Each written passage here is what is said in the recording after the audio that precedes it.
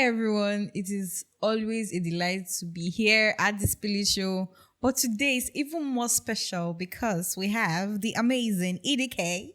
Thank you. How are you? I'm good. How you doing? Very well, very well. It's good to be here. I've been looking forward to it. I just want to say that I think EDK has a plan. So the thing is, when he's on radio, you will not see his drip. What? But when it's coming out, he will not say, I want to show them that I don't have fine voice. I'm also a fine man.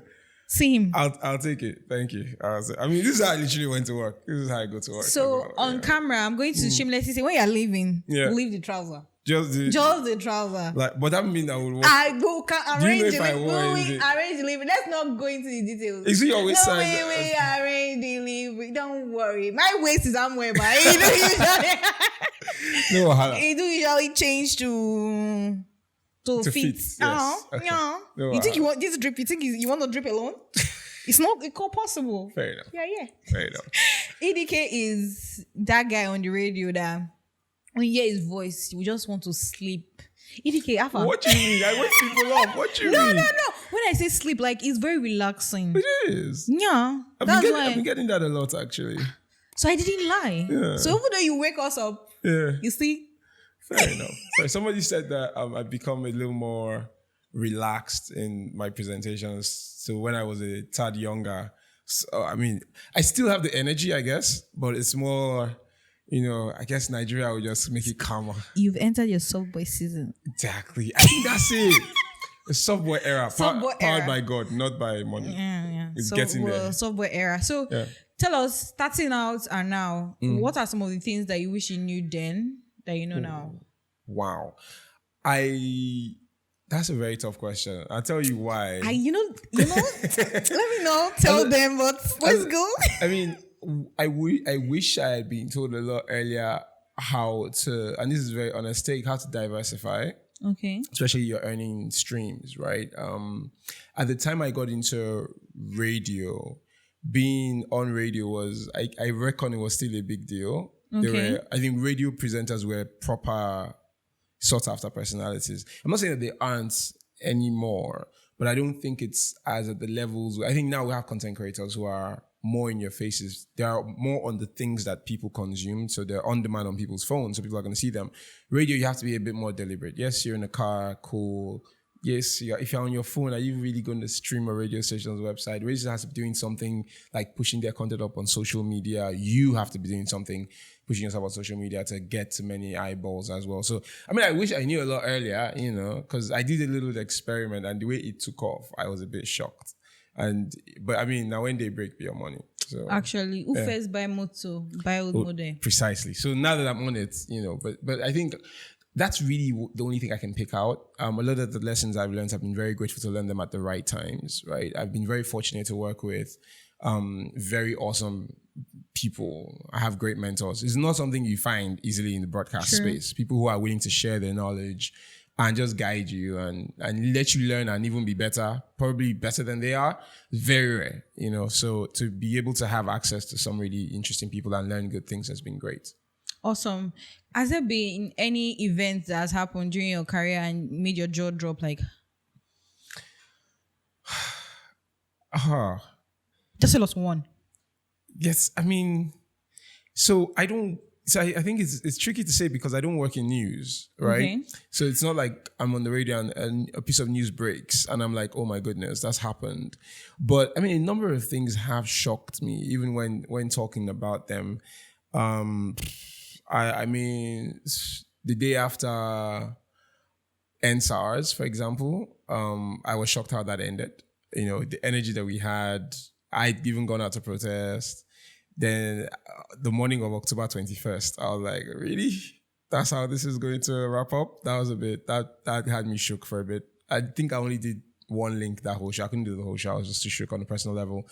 And this is all from being a young person in Nigeria. How these last elections panned out, I was a bit... See, it shocked all of us. I was shocking. I mean, I expected certain machinations to happen, and they did quite all right, but I just didn't Not the level. Not, bruh. I was like, those were, I think, in my career, those are the things. But I think pop culture wise, I mean, I've woken up on a Saturday morning and gone on Instagram and saw that Don Jazzy was asking Olamide to come pick up a car if you wanted the car, the infamous Awards event. Yeah. And I remember because it was a Saturday morning, I used to do a Saturday morning show, and I went on air and I had all the clips and I had everything. I was in Benin City at the time, so I was probably the person who broke it to the city at the time. So I just didn't think, you don't imagine those will happen now because everybody is a little chummier, or the smiles are faker now. So people are not reading people's faces. But back then it was something. So just some of the highlights I can think of. Okay. If you were to take like a step backwards, yes, what would that thing be that you would do that you think would set you apart and would probably make your career a little bit different in terms of remuneration and access and fame and all that? So I'm not comfortable where I am. That's something, because I always strive to be better.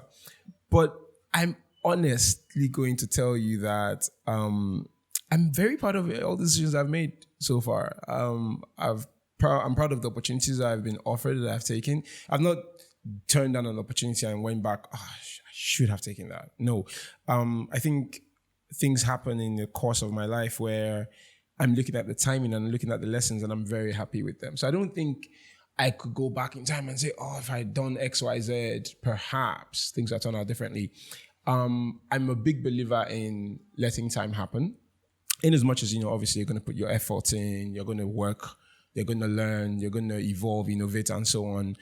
But no matter how eager a baby is to run today, you have to crawl and you have to walk. And perhaps, if you're up to it, if you're not too lazy, you run, right?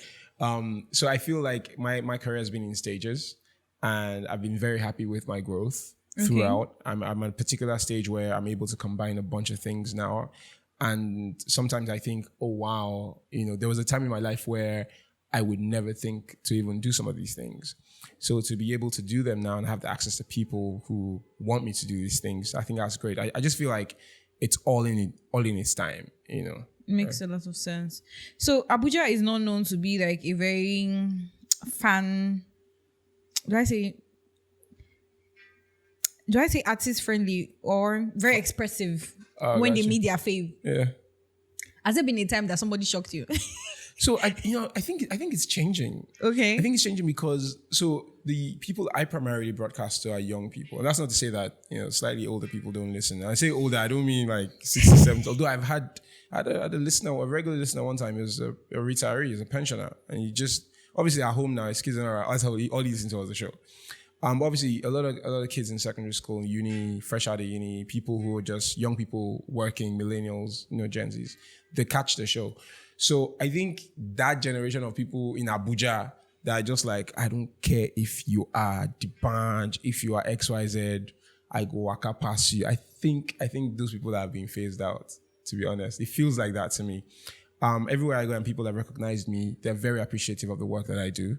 I just came out from a meeting and I went there and a colleague, or let's say a mentor of mine, was introducing me to a colleague of his, and she doesn't listen to the radio. So she was like, yeah, I know the station, but I don't listen, so I don't really know the guy. But another colleague just walked in and was like, oh, what did you say his name was? I was like, oh, you, and started naming all the things I do on my show, right? I was like, and then says, I want to play a particular game on the show. And it was very, effusive in praise. I've been to several events where after I'm done, people come, people want to take pictures, and people. So there hasn't been a moment where I'm like, oh, it's a bit much. I think everybody is mostly measured, mostly respectful. Okay. But I think what matters is that what I do affects them positively. Yeah. And they're happy to share that. Like, look, what I like listening to your show. I had a very interesting experience recently. A young lady was like, oh, my dad and I play the Capital Quiz. That's a game on my show. They play against each other every Thursday and Friday morning. And that was just huge. I mean, that's a core memory for her, I suppose. So to be able to contribute to those bonding moments, that's pretty special. So yes, it is. So, quick question: You have a very nice voice. I do, thank you. Yeah, I like that you're not humble about it. Oh no, I think when too many people have said something, you kind of reckon it's true. Okay. So has there been a time where my gender fell in love with you? Someone in my gender fell in love with you from your voice? So the first time I wait first. This is a setup. This is a big setup. I think the first time that someone made me conscious of what my voice sounded like was way back in uni. I didn't even have dreams of being in radio yet. It was a friend of mine. And we just become friends. This is nothing, I wasn't toasting or anything, we're just guys, right? But I think we finished a phone conversation one time and she was like, you sound very smooth. So this is me, I was still a teenager. I was like, what does it mean? I didn't really compute. What does it mean when a man sounds smooth? So I mean, my favorite thing is still to look it up in the dictionary. And I was like, So I indulged myself a bit. So then phones will let you record calls. Yes, a lot of phones don't do that now, through privacy laws. So I had a Nokia at the time and it let me record phone calls with my friends. So I would have these conversations and I would go and listen back and I'd be like, maybe they're right too. But it wasn't in a way it wasn't a thing I thought, because I have a nice voice, I'm going to work in radio. It still didn't occur to me. But I would say I wouldn't say fall in love. And people are going to compliment your work. And that's okay. I don't really put a lot of stock into that. But I think then was when I first came into full cognizance that, perhaps my voice had a thing to it. Do you think that it has in a way helped you? I think it's a rhetorical question, but do you think that in a way it has helped you with your career, like how you sound? Oh, I mean, yes. I don't think I'd have the job if I didn't sound a certain way. But I think a lot of it is beyond speaking. I say to colleagues of mine or people who intend to start a career, an audio medium career, whether it's radio, whether it's podcasting, whatever it is, even video, like anybody can speak nice, except maybe you have a speech impediment. And even if you do, you can sound great still if you can go to speech therapy or whatever. Anybody can sound nice, whether you sound as Nigerian as you can, whether you have an ethnic influenced accent. I'm a Benin boy, There are times when I know that there are certain words I've had to relearn how to pronounce it properly, because when I was growing up in Benin, this is how everybody pronounced it. You get what I mean? And with Nigerians, there's Nigerian English to some extent, but I work in a broadcast medium, so obviously I have to be on point with my grammar and everything else. But I don't think that, it's such a special tool. It's an important tool. But I think there's more to a broadcaster than just sounding nice. Listen, anybody can. If you don't have it, you can learn it and fake it. If you still fake a British accent or American accent, so you can fake it. Can you fake a British accent? It will sound really silly, to be honest. Try. I can't. Okay, so this is what you will say in British accent. No. Studying agriculture at Uniben taught me to. Please help us. We want to. Studying agriculture at Uniben, I can't even fake it because I mean it's tough. I'm going to tell you this. I do accents on the low, but I can't be prompted. It has to come from a natural Chris person position when I'm in the space. What of ethic? No. I feel wrong Benin boy level for you. I can speak Pidgin English. That one never leaves you. Like you you hear me? Whether you go do you get anywhere you go, that one day, you understand? But the decisions that I made with my life, the choices I decided I was going to make, they're very difficult. They didn't sit well with some people. They didn't even sit well with me because, the initial results weren't very encouraging, but you have to stick to your guns through life sometimes. I think it comes to a stage in your life and you have to say, look, I'm going to go in. If this works out, great. If it doesn't, let's try again. As long as you breathe in, you should try to do things, right? So what are some of the ways you've been able to learn in order to improve yourself at your job? I listen to a ton of audio content. Okay. That's all I do. So when I started out, I was in uni when I started out doing radio, right? I mean, in Benin City at the time, when I started out doing radio, there were up to 5 radio stations in Benin City at the time. So there weren't a lot of choices. And, out of respect to a lot of people who have been doing radio in Benin, some of the things that we're doing, I'd heard things done differently. and I wanted to model myself after those different things. Don't get me wrong, they've done it great and they succeeded in the market, but I started exploring my radio, my ears, right? So I started listening to more radio internationally in other markets in America and the UK. And it wasn't only that, I mean, everybody had their accents or whatever, but it was the elements in the shows and how the delivery was done that I really liked. And I thought, I can replicate this, right? So in the early days of my career, I was listening to a lot of radio, even radio that wasn't even in English language. Oh, wow. So I didn't have to understand the language. I just needed to hear how it was produced. And, when you pay attention with your ears, you are able to sort of recreate. So there's some things I recreated, and I laugh about it with my boss now. They're very crude at the time.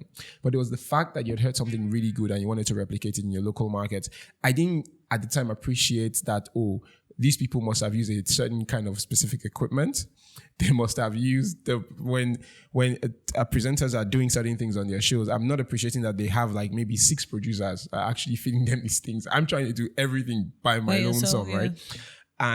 But what I did for me was that he stretched my imagination and what I thought was possible with radio. I never thought of any limitations. So things I pulled off with the equipment I was using then that even till now, some people can't believe that I did it then, right?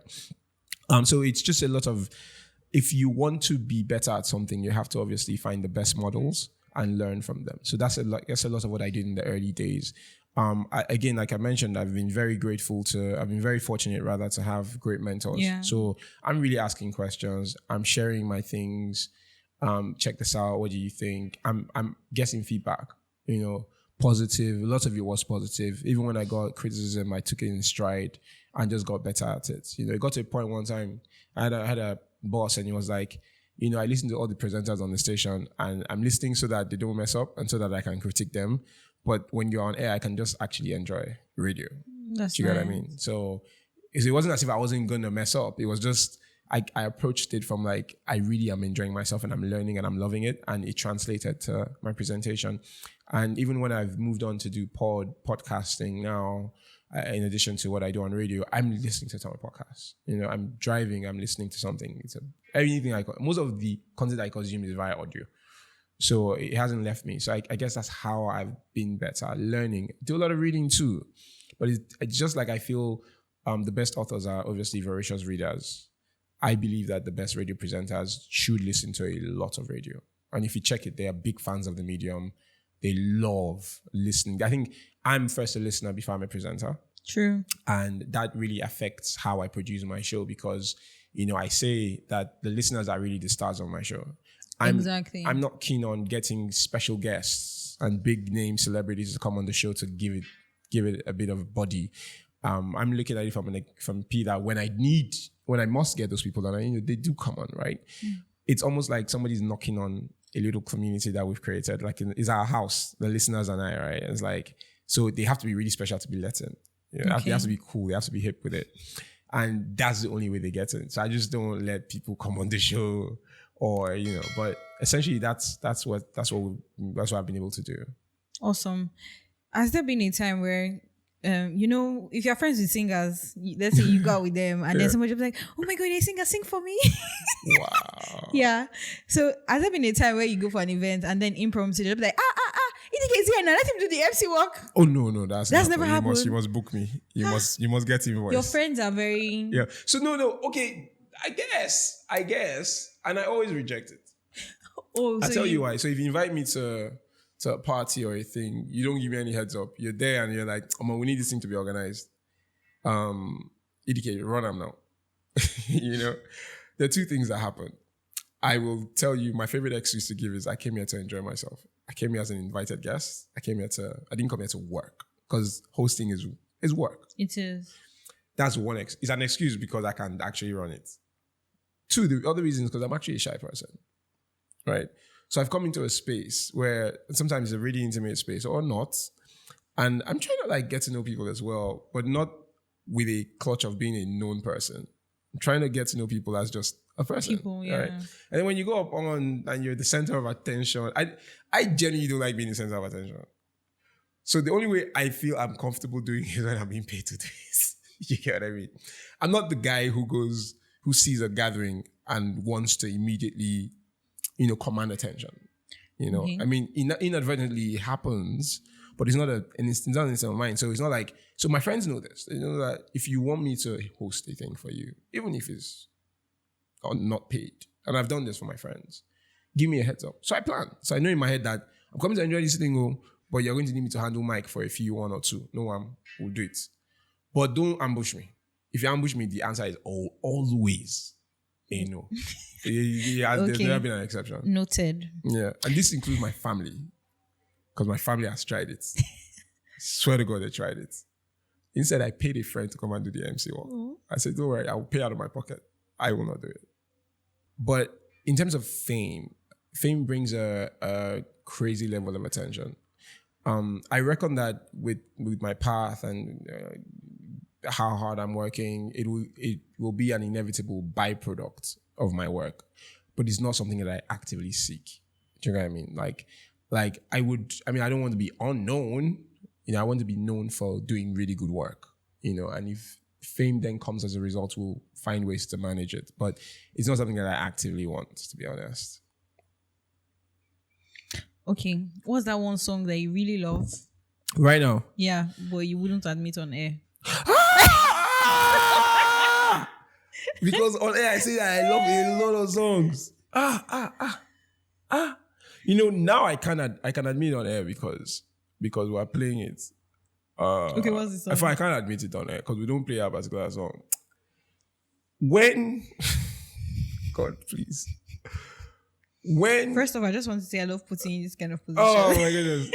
When the urban philosopher Charlie Poppy said, I got a banner like Benz, I was gobsmacked. I was outstanding at just the possibilities and the court. Yeah. I would never admit that I've had that song on repeat a few times. And just because it's fun and just because, you know, like, why do you want to treat somebody actually human being like that in the first place during a thing that's supposed to be pleasurable, right? But yeah, it's fascinating. He's as a wordsmith, he's a fascinating individual. But yeah, that song, I don't even know the title now. See, if we're thinking about it, there are a lot of Nigerian songs that the lyrics are not lyrics. I keep on complaining that songs from back in the days had a little bit of storytelling. Yeah. So you could relate with it. There's something you hear and be like, yeah. Now it's just sound and voices. So I'm going to disagree. Okay. I think that every era has had their people. I think they're good storytellers still today. But mainstream. Yeah, even in mainstream. Omale makes really good. He's a good storyteller. But guess what? His new song, it tells a story, but you have to really catch it. What's the new song? It's called Holy Ghost. I heard it yesterday. It's a lot of get up and dance. But there's a thread there, you know, in the verses that you really have to pay attention to. Yes, I mean, there are fun guys like Charlie Poppy, for example. There is no story he's telling apart from just lifestyle cost. You know, do you know what I mean? But he's telling a story. It's telling there's no story that, I suppose it's a question of access and understanding. Okay. If you've lived in the environment that some of these people have lived in, right, you're able to connect. I'm from Benin. I know what the challenge is for a lot of young people who live in Benin in this time, what it is. Economically, it's not a very prosperous environment at the moment. I mean, the state government will tell you they have all these IT innovation hubs and so on. But the prevailing reality is that a lot of young people don't see school as anything profitable. And this is not even Delta. Do you understand? They would rather get out of school as early as they can. You know how we used to say, I can't wait to graduate? Uni. They can't wait to just leave GSS 3. True. And go and learn fraud. True. Right? And a lot of it is for selfish reasons. They just want to get rich quickly. But where you have a society where mothers are taking loans to buy the tools of fraud for their kids and actively encouraging their kids into fraud, or actively encouraging their daughters to meet people who do fraud, knowing fully what they do. You know, there's a deeper society of Malays there. And when somebody comes, I get the part of it I don't agree with entirely is the glorification of it, right? But you have to see that in telling and glorifying, fraud and the lifestyle and so on. There's a very important story being told. It sounds fun, but the story. I'll give you an example. In Oba Pluto, that's a crazy, in the first verse anyway, that's a crazy indictment on society and the government and everybody responsible for education in this country. Because he uses in Edo, he says, let me see. Shout out to all these guys with Evian. Like, he's shouting out people who, I suppose, Evian, in my understanding, he says is his family name. In my understanding, it means jazz. So whatever they're using as their tools in fraud, shout out to those guys. You don't pass there anyhow is the next translation. Marie Gwali winner. We're no longer looking for work. They don't want to be employed. They don't want to sit in an office. They don't want to, right? Or race again. It's in our blood now. This lifestyle. That's a problem. All right. How do you know who I am? He's not 25 years old yet. It's not 25 years. I don't think he is. And it's just, and that's a thing that opening line alone tells you everything you need to know about kids under 25 growing up in those parts of the world. That's crazy. And so you see that you might say Ben is a crazy song. Yeah, because I do not understand the language. Yes. So I wouldn't get all of that. Yes, he sounds fun.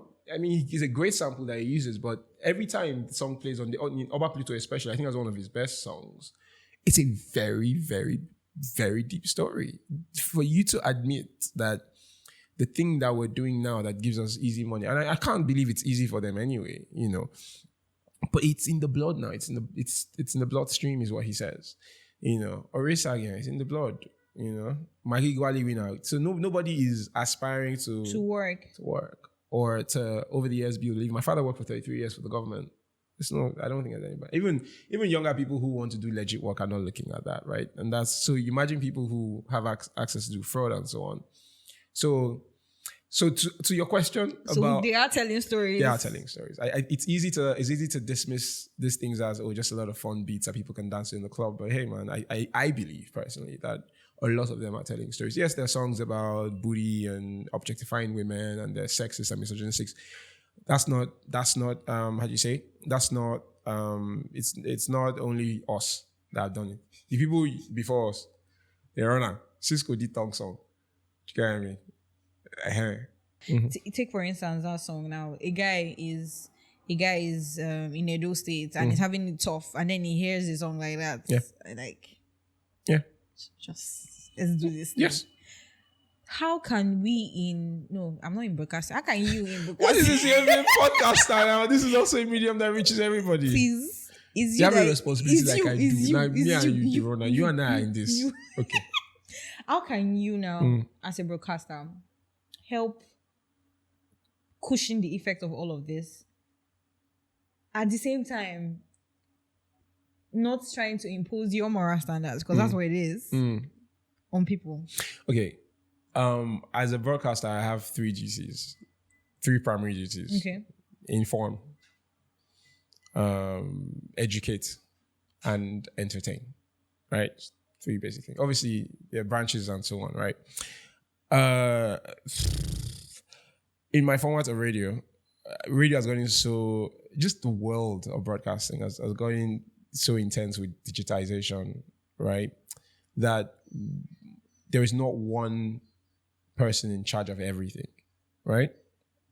So, I mean, I can openly admit for the longest time, so there are songs that we've not played on my station, for example, because the NBC advises, if you feel in your capacity that this song glorifies certain things, perhaps don't distribute it to the public, right?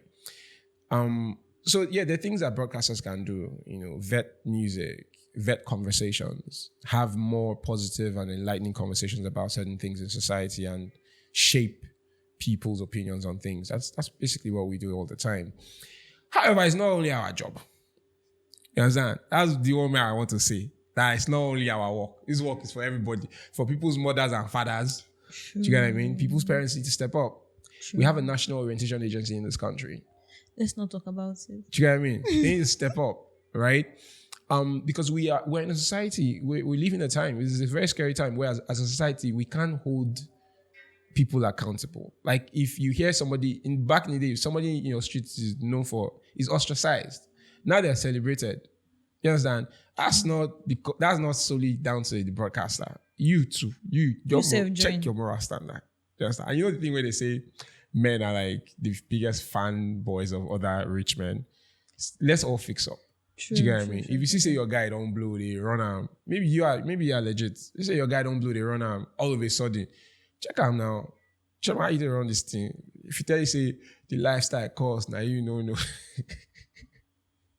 It's either you back up and say, okay, maybe this friendship isn't working for me. But if you still hang around and you follow him to the club to pop things off, it's his money that he's getting from illegal. Bruh, you're complicit. You understand? You can't then now say, oh, because XYZ station is playing Shady Poppy's music that contributed to the decay in moral fabric of society. Please, I beg. You understand? It's all of us, right? But I do understand the responsibilities we have as broadcasters. And I believe that every broadcaster, who's got a license at the MEC, every presenter really, who, for example, I know the sort of influence, I appreciate now the sort of influence I have, because today, for example, a student on the show, a student from in SS2 played the capital quiz. What is he, 14, 15 years old? Do you understand? Things I say, the sort of conversations I encourage on radio, he listens. Will obviously form part of his ideas. I know when I was younger and I listened to people, those formed part of my opinions, right? So you have to be sensitive to those things and make sure that you're on par. It doesn't have to do with imposing your moral standard. It's just basic things, Don't steal, don't kill, don't cheat, etc. Those are basic things. It's not a moral standard thing for one person. As a society, for us to be better, we need to appreciate these things. And that's from the person who's trying to sell you things in the street to the politician who's supposed to serve you. Okay. Wrapping up, if you were to have a conversation with a young champ, let's say someone from Edo State now that wants to venture into it's funny how this thing has turned into that the conversation has gone there. We flow with the conversation. Yeah. So if you were going to have a conversation with a young random 15-year-old Nigerian who is interested in being an AOP. OAP. Yes, OAP is the word. I made a mistake. Sorry. We'll do it again. Okay. Because I have a future and it's bright. Okay, so if you're going to have a conversation with a young person that is interested in broadcasting, I want to be an OAP and all that, what would you tell him is the downside? You weren't expecting that. I was expecting, give them advice for what to do, Okay. Keeping it 100, what would you tell them is the downside of practicing media work in Nigeria? There are many. Where do you want me to start? So it's going to take a lot for you to, especially considering where the economy is. Now, 10 years ago, the economy was better. Today, it's not. And guess what? Considerably, honestly speaking, a lot of media investors and employers, it's two things. They are not obviously, cushioning the effects of the economy as quickly as they should. But there's also the factor of perhaps they can't because they're just not earning enough money anymore, right? So that's a factor. Financially, you have to really steel yourself. And this is why I said earlier in the convo, I wish I had really got into diversifying a lot sooner. As soon as you can, learn to have multiple streams of income. It sounds very cliche to say. And it's not multiple streams of income of, I work for XYZ station, I do a podcast, I do this. But if you have other skills, use them. If you write, you can write.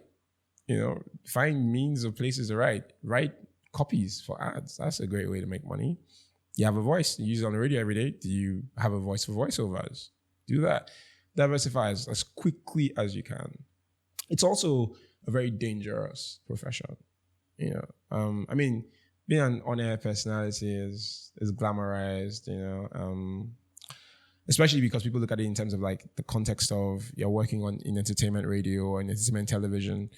But think about people who do news, for example. They are on air. They are personalities. They have sometimes opinions. They've been fined by the regulator. People get death threats from listeners. People get stalked. If you're a public figure, people believe there's a level of access to you. They don't have it. So again, also brace yourself and think, is this actually the life I want? Right? So There are a few more downsides, but those are the two. Protect yourself financially as quickly as you can. Create, so that you leave an imprint faster. Do you get what I mean? It's a world where a lot of what we do on radio needs to leave off radio as well. Television, the same thing, right? We're here on a podcast medium. There are cameras in the room as well. It's not just the microphones anymore. I started putting out, I should have seen that, but I started putting out a particularly popular bit of my show on TikTok. Boom, exploded, right? Sorry. Yeah, I feel like the downsides are surmountable. You just have to be prepared ahead of time. You have to have decent expectations. You're not going to start doing this thing one day and blow up. Even the people who you think blew up, bruh, no. I'll give you a very popular example. Ebuka Obi-Uchendu, one of the biggest presenters out of the continent. His forte is TV, obviously, and not just any TV, live TV. How mad that is. And it doesn't even get mad. People think, Ebuka really blew off Big Brother. Perhaps. But before Big Brother, we didn't think for like maybe 10 to 13 years. 10 to 13 years of TV experience before Big Brother in 2017 when it launched, Big Brother Nigeria again. Before that, I used to read his column on the back page or inside page of this day newspaper when I was in secondary school, right? So today's success, there's a lot of work behind it. Exactly. So what I'm trying to say is I don't believe in my industry there's anything as instant success. You have to cook. Let yourself cook. Right? True. Hopefully you're done too one day and you go sweet. But it takes a bit of time. Yeah. I'm happy you mentioned Ebuka and the Big Brother platform. Yeah. What is realistically the height? Would you say is the height of? Would be the height of your career? Oh man, I don't know. I don't know because you get like a lot of opportunities. I've had a lot of firsts. I think that's the beauty of working in the industry. Even every day on the show is a lot of firsts. Yes, there's a running order. Yes, there's a format, but there's always going to be maybe a call or a reaction to a story that you share, or during the capital quiz or anything during the conversation, somebody says something and it becomes the highlight, the only highlight of the whole 4-hour show. So I don't know. It could be. I've climbed a lot of stages. I've met a lot of people. But I don't know. I suppose you mean something as you'd feel is career defining. Yes. I don't think I've had that yet. I think I'm very young in this business. I think there's still a lot of firsts for me to do. There's still a lot of things for me to achieve. And when I feel I've gotten it, I'll let you know. But I'm looking forward to it. I'm working very hard towards something like that. Yes. Random facts about EDK. Am I giving you or are you asking me? You are telling us. Random facts about me.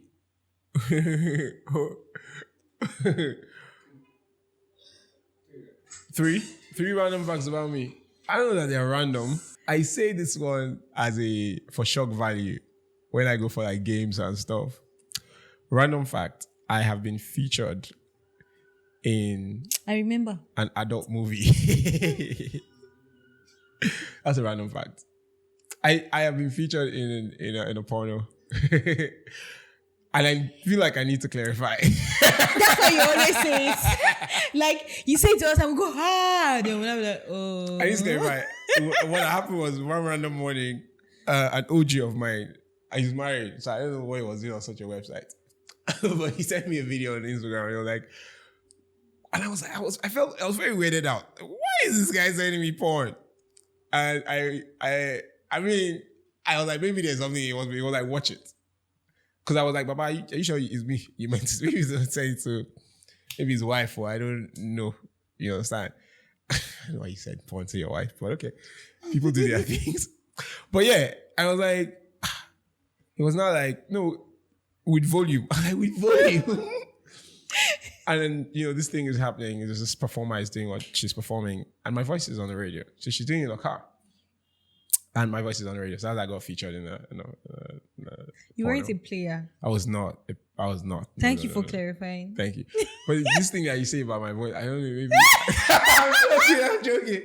I'm joking. But that's one. That's one. I messed up. That's one. The second, I mean, you know I'm an only child now, bro. No. Oh, it's a random fact. Oh. My parents had one throw the dice. Ta-da! I'm sure they had many other throws, but they decided, or circumstances rather. Third fact. This is a more contemporary fact about me. Yeah. I haven't had it, but for the last 3 months, I've been craving soaking Gary and granite. Why didn't you tell me? I would have made it happen. Can you make it happen still? Not today. Sucks. Not today. I'll tell you why. Okay. So it's not as if I can't buy Gary and keep my ass. It's because... buy granuts. And I think I came to the realization recently, that I don't drink excessively. I don't smoke at all, I don't womanize because they say those are the 3 vices that people generally have. The evidence supports what I've said, so don't go looking for proof. Saying anything. I'm not around. I think I think it's even really bad. I think my problem is when I stress eat. Okay. I think it's bad, and I look for specifically unhealthy things to eat. So like, there's one day I went to a pizzeria. I ate a pizza by myself. Then I had Oreo milkshake by myself, and I'm lactose intolerant. You should know this. And then I was done. Obviously, I was full. My share was obviously showing my belly was big. I was like, but this is just flat. I never really chop. So let me go to a restaurant and actually say, okay, just something like maybe a piece of turkey. So I go there and like, this is their barbecue chicken also looks good. So I buy turkey. And then I ate. And I was just like, and then after, I did not feel good. I felt bad. Like, I was hurting because you shouldn't eat that much food. There you go. And that's just to say that for the random fact that I've been craving Gary and granules. And the reason why I don't keep it in my house is I will abuse it. So, I used to go to someone's house and the person is not in the country. And I would just eat. They tried to stop me. But if I'm ever there, if I'm visiting, I'm also Gary. It's for Gary. Noted. And they buy granite for me. It's not for them. You understand? So, whoever is watching, listening, help me. I can't buy it and keep it. Just invite me, say, look, I've come so Gary granules. Just we can chat. Don't worry, we'll organize a picnic. Yes. Part of the Gary and granules. I need to so Gary. Let's do that. Yeah. Okay, so let's do the spell the words, right? Oh, we're spelling. No, you had too much pride the last time. So but I'm going to always spell words correctly. Whatever. This is the pride I was talking about. Facts. Okay, so the words are not hard. They're not hard words. Paraphernalia. I've spelled paraphernalia. P-A-R-A. Paraphernalia will be P-H. Well, paraphernalia. This is when you begin to start yourself. P-A-R-A-P-H-E. Paraphernalia. I don't cast. When you overthink this thing. I remember the last time I was asked to spell it, I spelled it correctly. Paraphernalia. You said it. What did I miss? You missed an arrow. Paraphernalia. Yeah. P-A-R-A, no. P-H-E-R. I said it now. You did not say Spell. You did not say R now. You didn't say the P-A-R-A. No, it's not that one. P-A-R-A-P-H-E-R-N-A. Oh, is it? Okay. Yeah. Fair enough. I'm sure 9 out of 10 people will misspell it. Again, EDK's pride is showing quizzaciously. You know what was wild, eh? What was it? Last time I took a quiz like this, I was on it. But I think there's a problem. You weather. No, it's not the weather. I'm going to be honest with you. I haven't had Gary in a while. I'm not sharp. You need to think Gary used to make your mind sharp. I agree. That's why. We'll try it. Quiz what now? Quizzaciously. What? Quizzaciously. If it's not pronounced well, use it in a sentence. I will not be able to quizzaciously. I'm just going to have a stab at this. Q-U-I-Z. You say what? Quizzaciously. Quizzaciously. That's the pronunciation. Yeah, quizzaciously. But it's spelled qui. Thank you for that. Quizza. No, quizzaciously. What does it mean? Just tell me what it means. Me, I do not know. I do not claim to know. Who said the question? That boss. Daniel is behind the camera. Daniel. The person, Daniel. No. Who wants to embarrass me here? He want to stay in your You know if you vibe. say spell embarrassment. Say no. It's Quizzaciously. what we did is Quizzaciously. Quizzaciously. Quizzaciously. Yeah, but you miss a Z. There's double Z. Yeah. Oh, I felt it. It's because of absence of Gary. Yeah, let's blame guy. Yes. Yeah. Exacerbate. That's exacerbate. That's EXCRBAT. EX what? EXC. Yeah. ERBATE. You missed an A. Exacerbate. EXCER. No. You missed the A after the X. Oh, EXA. Oh. I mean, you get it now. No, obviously it's there now. Exacerbate now. EXACE. I just want to say it's 3-0. No, you can't. You can't now. I know now. If you type this when thing. I come on your show, you Yes. argue that in this If you one. type this thing, there will be autocorrect. I think. Do you feel that autocorrect has made us a little dumber? It's not. I don't think. I know. Yeah.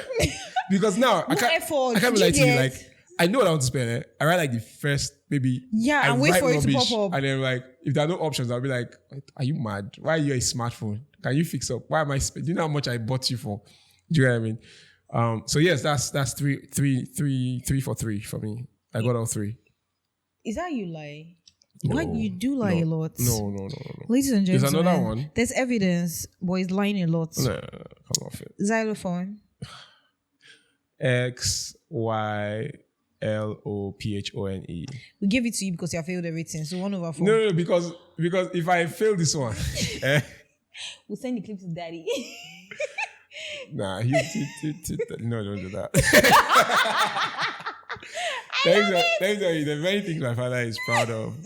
I think what he's probably most proud of is just my use of English. He's incredibly proud of it because he actually personally invested into that. I got an A1 in English. Wow. It's very tough to get Got an A1 in English and got a 1/4 in spirits. We are proud. So today's episode was amazing. EDK if I hail him too much now, I won't hear the last of it, but EDK is I'll take it. Thank you. just filling the blank space. It was a really nice episode. Thank you for showing is it showing I'll be shedding? Shed it. Thank you for shedding more light on the industry, the advice to young people. I especially love the part about the storytelling. Oh yeah. It wasn't something that I would have listened to that way, but now I'm seeing a different light. So thank you for educating. Is your me. cue to listen to more Charlie Poppy? I pass. Edo Boy season. I pass. Charlie Poppy, Rema, Johnny Drill. But you're hearing All the the gist other about guys. Rema's show yesterday, and now people are attributing it to something else. Oh yeah, I mean it's ignorance, isn't it? Because he was basically just replicating bits of Edo culture. He was in a city where a lot of our stolen artifacts are in, and he just recreated some of that stuff. And the bat imagery has been in his thing. If you ever lived in Benin City, if you're driving through Ring Road, Yeah. 12 o'clock in the middle of the day, Yes. bats day outside. Yes. So it's what we grew up with. It's very, and I like that he took that there. And people who don't, again, it's sad that our generation, we just don't be researching things. If you can spend pounds sterling, to go and see an artist and he's XYZ on the stage, perhaps just do your research so that however you're earning the money, that you don't disgrace your employers. With this, It's personal. we've come to the end of today's episode. So today we've come to the end of today's episode. Don't forget to like, comment, subscribe. Tell us what you've learned from today's episode. And until we come your way again, don't forget to Spill it! O'Shea.